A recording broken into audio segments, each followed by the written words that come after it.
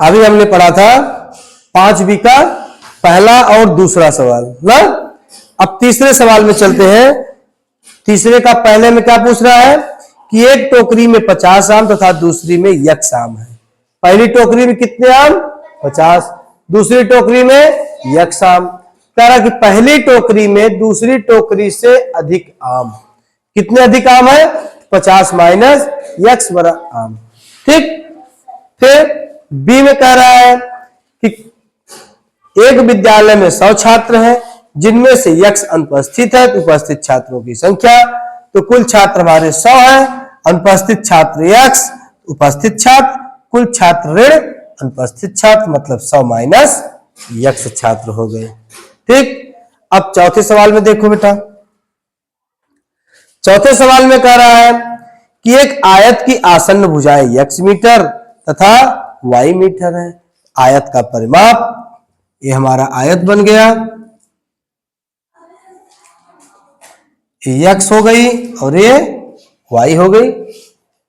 यही दिया है, ये x दिया है ना, लंबाई और चौड़ाई। ये x मीटर और ये y मीटर दिया गया है। अब आयत का परिमाप, आयत का परिमाप, इससे अभी आपको हम फार्मूला बताएंगे।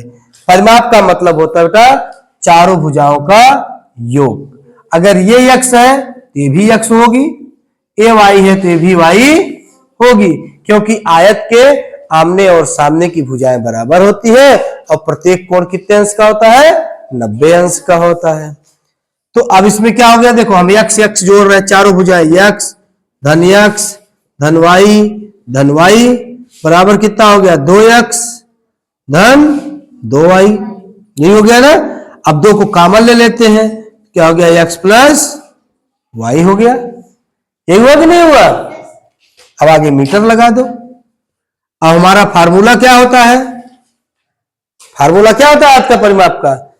कि परिमाप का फार्मूला होता है कि 2 गुणे लंबाई धन चौड़ाई। यही तो आया है। लंबाई कितनी है? x मीटर, चौड़ाई y मीटर। यही है ना फार्मूला। समझ गए?